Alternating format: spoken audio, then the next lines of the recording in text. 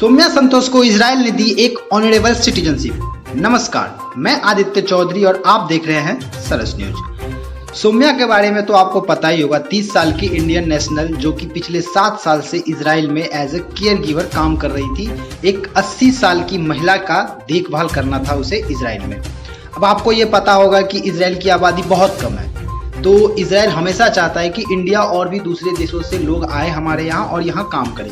अब सवाल यहाँ ये आता है कि हमास का जो मिसाइल है वो यहाँ पे कैसे गिरा, आयरन डोम क्या कर रहा था। तो आयरन डोम के बारे में ये कहा जा रहा है कि ये मिसाइलें रोक रही थी, बट उस समय कुछ टेक्निकल इश्यूज के कारण वो काम नहीं कर पाई।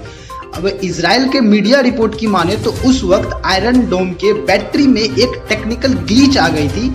और वेपन्स में ऐसा होता है, हम बहुत बार देखने को मिलता है कि missile defence system S-400, iron domain, portrait technical glitch के कारण कभी कभी फेल हो सकती है, हो जाती भी है। बट ओवरऑल अगर देखा जाए तो 90% मिसाइल को रोका था, बट टेक्निकल ग्लिच होने के कारण उस समय वो ये काम करने में फेल हो गई और मिसाइल वहां गई और काफी लोगों की, इनोसेंट लोगों की जानें भी चली गई।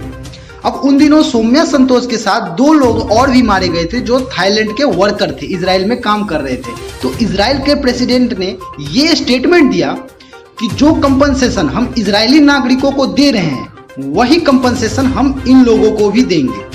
तो भारत और इजराइल की रिलेशनशिप को ध्यान में रखते हुए ये कदम उठाया गया है इजराइल के द्वारा कि संतोष को एक देंगे ऑनरेबल सिटीजनशिप। भारत के लिए बहुत बड़ी बात है क्योंकि सौम्या संतोष को ये ऑनर मिल रहा है और थाईलैंड के वर्कर को ये ऑनर नहीं मिल रहा है। इसके अलावा अगर आप देखो तो इजराइल के जो डिप्लोमेट है इंडिया में, उन्होंने यह कहा है कि हमारी बात जो भारत सरकार से हो रही थी वो बहुत अच्छी थी। उन्होंने यह भी कहा है कि भले भारत ने ओपनली हमें सपोर्ट नहीं किया, लेकिन भारत को यह प्रॉपर अंडरस्टैंड था कि हम गाजा में क्या कर रहे हैं और क्यों कर रहे हैं।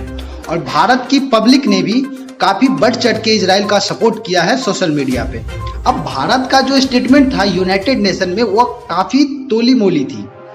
अब इजराइल के जो डिप्लोमेट हैं उन्होंने भारत की जो स्टेटमेंट के बारे में कहा है कि भारत की स्टेटमेंट बहुत ही अच्छी थी। ऐसा इसलिए कहा है क्योंकि भारत ने जो वहाँ स्टेटमेंट दिया वो दोनों तरफ के वायलेंस की निंदा की है और स्पेशली ये मेंशन किया है कि गाजा ने जो मिसाइल फायरिंग की है वह बिल्कुल रुकना चाहिए।